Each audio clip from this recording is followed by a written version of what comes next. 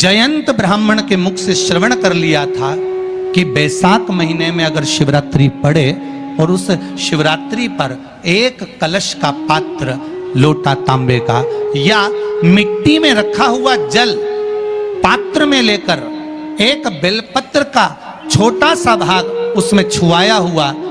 और फिर निवेदन कर रहा हूं अगर बेलपत्र उस दिन नहीं मिले तो पात्र लेकर चले जाना मंदिर में। मंदिर में शंकर जी पे तो बेलपत्र चढ़ी होगी ना, अरे बोलो तो जरा, चढ़ी होगी ना। उसी बेलपत्र को धोकर फिर जल के पात्र में उसको छुआकर फिर शंकर भगवान को भाव से, दिल से जो चाहते हो, धन वैभव संपदा सत्ता या रोग से मुक्ति, चाहे उदर से जुड़ी हो। हाँ, एक चीज का ध्यान करना, अगर संपदा के लिए, विवाह के लिए या विद्या के लिए या अन्य चीजों के लिए आप शिव जी को जल चढ़ा रहे हो तो उसके जल को उठाकर नहीं लाना है। और अगर रोग के लिए जल चढ़ा रहे हो कि मुझे ये तकलीफ है, घर में ये बीमारी चल रही है या रोग चल रहा है या किडनी का या लीवर का या कैंसर का या ब्लड प्रेशर का, तो जो जल तुमने समर्पित करा उसको लेकर आकर आचमन भी करना। कौन से दिन? जम के बोलो जरा। शिवरात्रि शंकर कह रहे हैं, माँ उमा से, माँ पार्वती से मेरा महेश कह रहा है, मेरा बाबा भोलेनाथ, मेरा बाबा विश्वनाथ, मेरा त्रिकालदर्शी कैलाशी अविनाशी कह रहा है कि हे पार्वती, एक बीला,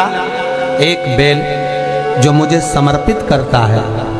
और समर्पित करने के बाद उस बेल की महत्वता देखिए, जो बैसाख महीने में बाबा शंकर को जो चढ़ाया जाता है और 1000 अश्वमेध यज्ञ का पुण्य फल हम प्राप्त कर लेते, मात्र एक फल चढ़ाकर, मात्र एक फल चढ़ाकर। हे पार्वती, संसार का मनुष्य जब मुझे वो बेलपत्र समर्पित कर, वो बेल का फल समर्पित करता है, पार्वती वो फल जो मुझे चढ़ता है, फिर मैं भले नर्मदा के जल से निकला हुआ कंकर शंकर क्यों ना हूं, फिर चाहे मैं गंगा के जल से निकला हुआ कंकर शंकर क्यों ना हूं, चाहे फिर मैं यमुना के जल से निकला हुआ कंकर शंकर क्यों ना हूं, चाहे मैं सरयू के जल से निकला हुआ कंकर शंकर क्यों ना हूं, चाहे मंदाकिनी के जल से निकला हुआ कंकर शंकर क्यों ना हूं, ए पार्वती, फिर जो भी शिवलिंग पर वो बेल समर्पित होता है वो बेल उठाकर जीव अपने कार्य में ले सकता है। ये माँ उमा से कह रहा है। तो उस बेल की महत्वता जानेंगे। अब अपन उस बेल को जानने के लिए वापिस स्कंद पुराण में चले तो स्कंद पुराण में लिखा हुआ है कि जो बेल बैसाख के महीने में शंकर को चढ़ाया जाता है वो बेल का फल उठाकर रख लिया जाता है। बैसाख के महीने में उस चढ़े हुए, बाकी के आपको बेल का फल खाना हो तो बात दूसरी, पर चढ़ा हुआ जो बेल का फल है वो पूरा बैसाख नहीं खाना। बैसाख के बाद में अगला जो महीना आए उस महीने के अंदर उस फल के अंदर का गुर्दा निकालकर उसको सुखा लीजिए, और सुखाकर जिस व्यक्ति को पथरी की बीमारी हो और जिस व्यक्ति को पेट में बहुत भोजन पचता ही नहीं है, पूरा शरीर पाचन क्रिया बेकार हो गई, उस व्यक्ति को केवल 7 दिन तक शंकर पर चढ़ा हुआ वो बेलपत्र प्रदान कर दीजिए, पथरी भी बाहर और पाचन क्रिया भी ठीक, जिंदगी भर तकलीफ नहीं। उस बैसाख में उस फल की इतनी महत्वता बाबा भोलेनाथ स्कंद पुराण, लिंग पुराण, नर्मदा पुराण, पद्म पुराण के अंतर्गत, शिव महापुराण के अंतर्गत वर्णन कर, उसकी महत्वता है। वो बेल का फल साधारण नहीं हो सकता। मंदार का जो पुष्प होता है, आंकड़े का जो फूल होता है, एक सफेद कलर का भी होता है और एक गुलाबी कलर का भी होता है। देखा है आप लोगों ने? बोलो, जम के बोलो, देखा है ना? गुलाबी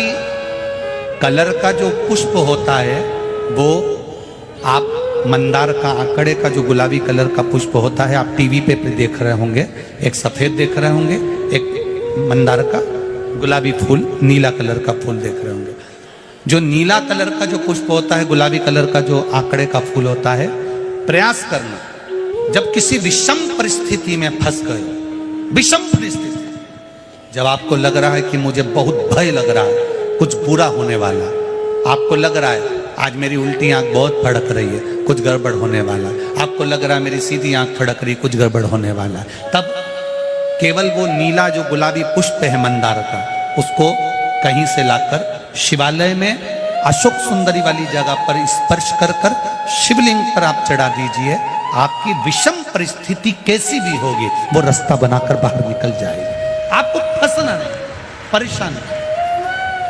मंदार, आंकड़ा, सफेद आंकड़े का पुष्प भी भगवान शिव को समर्पित होकर, जैसे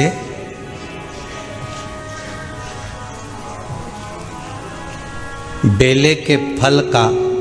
गुर्दा, बेल का जो फल होता है, बेलपत्री का फल, उसका जैसे गुर्दा, उसके अंदर का जो भाग होता है बेल का, वो गुर्दा,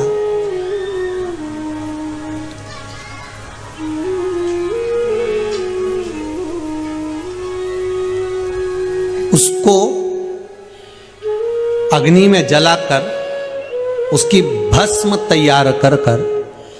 छान कर जब जब आपके यहां विद्वान ब्राह्मण शिव जी का अभिषेक कराते हैं, पूजन कराते हैं, तो उसमें लिखते हैं पूजन के साहित्य में, बेलपत्री, धतूरा, दुर्वा, ये उसमें नीचे लिखेंगे भस्म। लिखते कि नहीं लिखते? लिखते हैं ना, भस्म अभिषेक में चाहिए रहती है। तब उस भस्म का थोड़ा सा भी भाग आप अगर शिव को समर्पित कर रहे हो तो ये जान लें कि शंकर मनवांछित फल प्रदान कर रहे हैं, शिव फल प्रदान कर रहे हैं।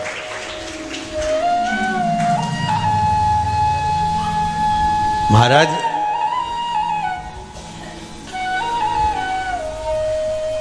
बेलपत्री के वृक्ष के नीचे बैठकर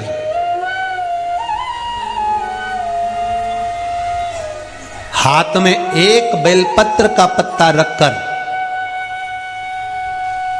आप पंचाक्षर मंत्र नमः शिवाय, ओम नमः शिवाय या श्री शिवाय नमस्तुभ्यम या महामृत्युंजय मंत्र का स्मरण कर रहे हो, पर डंडी का भाग अपनी ओर, बेलपत्र की बीच वाली पत्ती का भाग बीच वाली उंगली की ओर रखकर अगर आप स्मरण कर रहे हैं और अपनी कामना कर बेलपत्री के वृक्ष के नीचे बैठकर उस पत्ते को सम्मुख रखकर बाबा से विनय कर एकांत में उस बेलपत्री के वृक्ष की छांव में, बेलपत्री के वृक्ष की छांव आप कामना कर उस पत्ते को शंकर भगवान के ऊपर समर्पित कर रहे हैं, तो ये जान कर रखें कि पार्वती और शिव का मिलन करवा रहे हैं और अपनी मनवांछित फल कामना पूर्ण करवा रहे हैं। क्योंकि शिव और पार्वती का जब मिलन होता है, शंकर पार्वती जब एक दूसरे के सम्मुख में होते हैं, शिव और पार्वती जब एक दूसरे के सामने अपने बच्चों के कारण एक दूसरे के सम्मुख में आते हैं, तो उनके चेहरे पर प्रसन्नता का भाव आ जाता है। फल, मनवांचित फल की कामना आप जिस कामना के लिए कर रहे हैं, विवाह के लिए, नौकरी के लिए, सर्विस के लिए, व्यापार के लिए, रोग मुक्ति के लिए, आप जिस कामना से कर रहे हैं। ईश्वर महादेव, जो व्यक्ति पथभ्रष्ट होता है, जैसे मदिरा के नशे में पड़ गया, कहीं जुए में पड़ गया, कहीं मांसाहार में पड़ गया, कहीं व्यसन में पड़ गया, कहीं गलत काम में अगर कोई जा रहा है, तो श्रंभेश्वर महादेव के नाम से काली तिल भगवान शिव को समर्पित करी जाती है। महाराज, काली तिल को वापस उठाकर ले आते हैं, उसी काली तिल को जो मदिरा का नशा करने वाला होता है या जो गलत व्यसन में डूबा हुआ होता है, उसको वो सुबह के समय अगर नहीं खाता तो भोजन के साथ उसको दिया जाए। श्रंभेश्वर महादेव,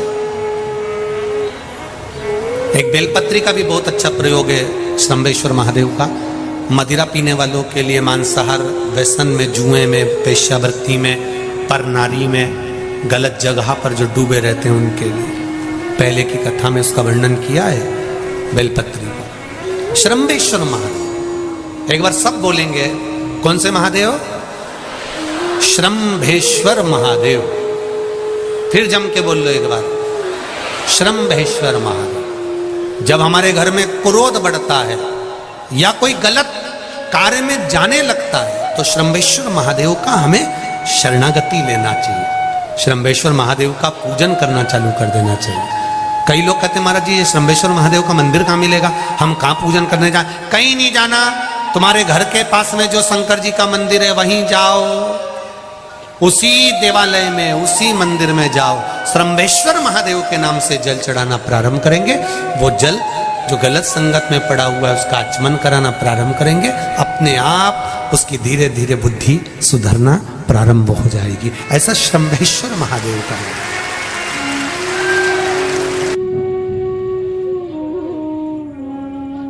का गुर्दा, बेल का जो फल होता है, बेलपत्री का फल, उसका जैसे गुर्दा, उसके अंदर का जो भाग होता है बेल का, उसको अग्नि में जलाकर उसकी भस्म तैयार कर कर छान कर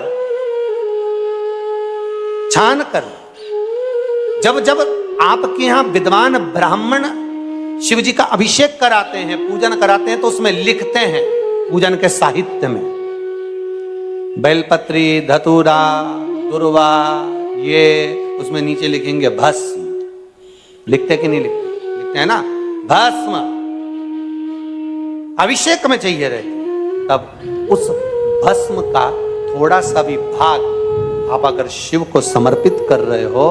तो ये जान लें कि शंकर मनवांछित फल प्रदान कर रहे हैं। शिव फल प्रदान। बेलपत्री के वृक्ष के नीचे बैठकर हाथ में एक बेलपत्र का पत्ता रखकर आप पंचाक्षर मंत्र नमः शिवाय, ओम नमः शिवाय या श्री शिवाय नमस्तुभ्यम या महामृत्युंजय मंत्र का स्मरण कर रहे हो, पर